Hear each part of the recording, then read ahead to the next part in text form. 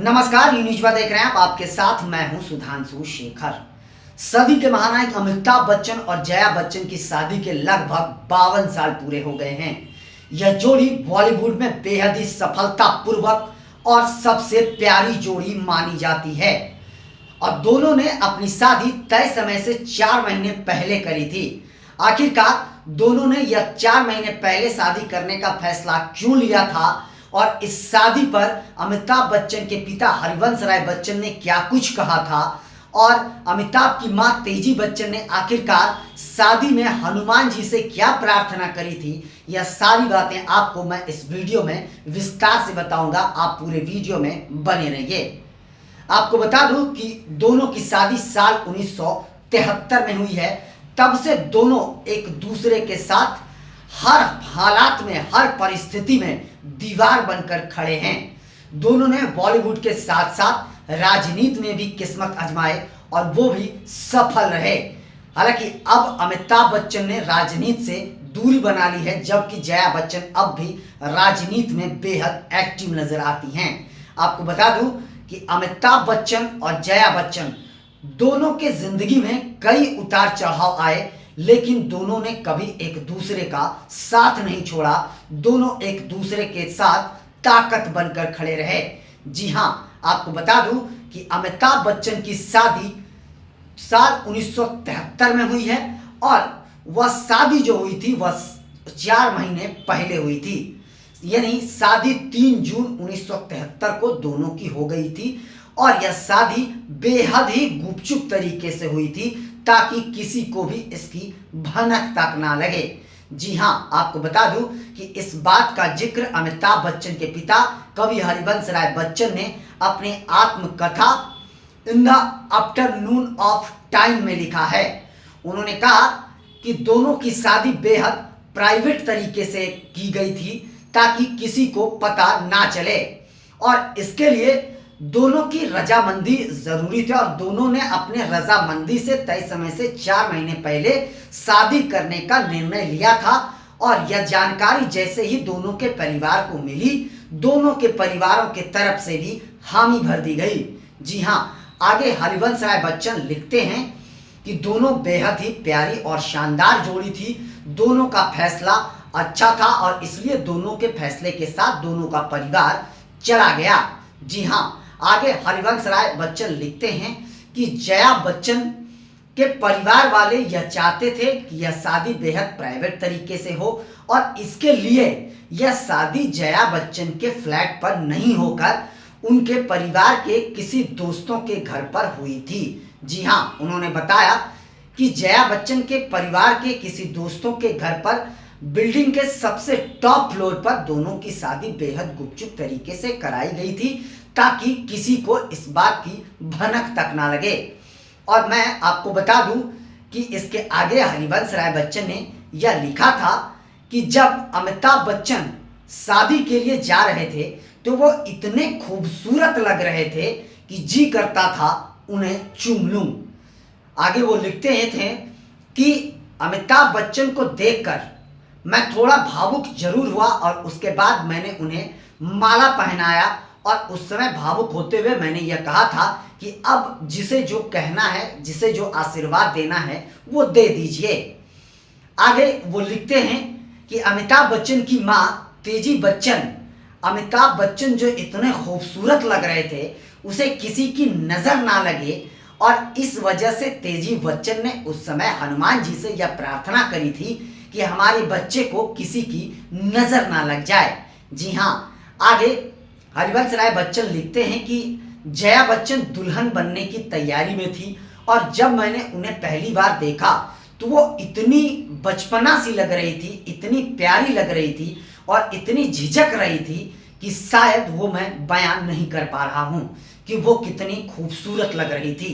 अमिताभ बच्चन उस समय बहुत ही छोटी एक्ट्रेस थी लेकिन बहुत ही लाजवाब एक्ट्रेस थी। मुझे लग रहा था कि वो झिझकने का एक्टिंग जानती हैं, लेकिन बाद में मुझे पता चला कि यह एक वास्तविकता थी।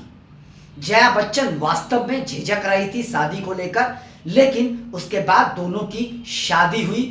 कुछ लोगों को हमने टार जरूर किया और यह बात की जानकारी नहीं दी कि अमिताभ बच्चन की शादी होने जा रही है। मैंने बस उस परिवार से यही कहा कि बहुत जल्दी जो है अपने परिवार के साथ इस जगह पर पहुंच जाओ। कुछ लोग ही शादी में शरीक हुए थे, दोनों के परिवार के भी सभी लोग उस शादी में शरीक नहीं हो पाए थे क्योंकि शादी बेहद गुपचुप तरीके से की जा रही थी। और इसके अलावा हरिवंश राय बच्चन ने अपने बेटे अमिताभ बच्चन की जमकर तारीफ भी की है अपनी आत्मकथा में। अब मैं आगे आपको बताता हूं कि आखिरकार दोनों ने शादी 4 महीने पहले करने का फैसला क्यों लिया। दरअसल दोनों को एक ट्रिप पर लंदन जाना था और उससे पहले ही दोनों ने शादी करने का फैसला ले लिया। ट्रिप से 7 दिन पहले जया बच्चन और अमिताभ बच्चन ने शादी करने का फैसला ले लिया और लंदन जाने से केवल 1 दिन पहले ही दोनों ने शादी करी थी। आपको बता दूं कि यह जोड़ी बॉलीवुड में एक सफलतापूर्ण जोड़ी मानी जाती है और बेहद शानदार जोड़ी मानी जाती है और खूबसूरत जोड़ी मानी जाती है। और हो भी क्यों नहीं, वाकई 52 साल के इतिहास में दोनों के बीच आज तक किसी ने कोई खटपट की खबरें नहीं सुनी होगी। वैसे तो बॉलीवुड में लोग 60 साल 63 साल की उम्र में भी अपनी पत्नी को तलाक देते हैं, लेकिन आप लोग इस जोड़ी के बारे में कभी कुछ नहीं सुना होगा। अमिताभ बच्चन के हर बुरे परिस्थिति में जया बच्चन दीवार बनकर खड़ी रही हैं। यह आप सबको मैंने कई बार बताया है।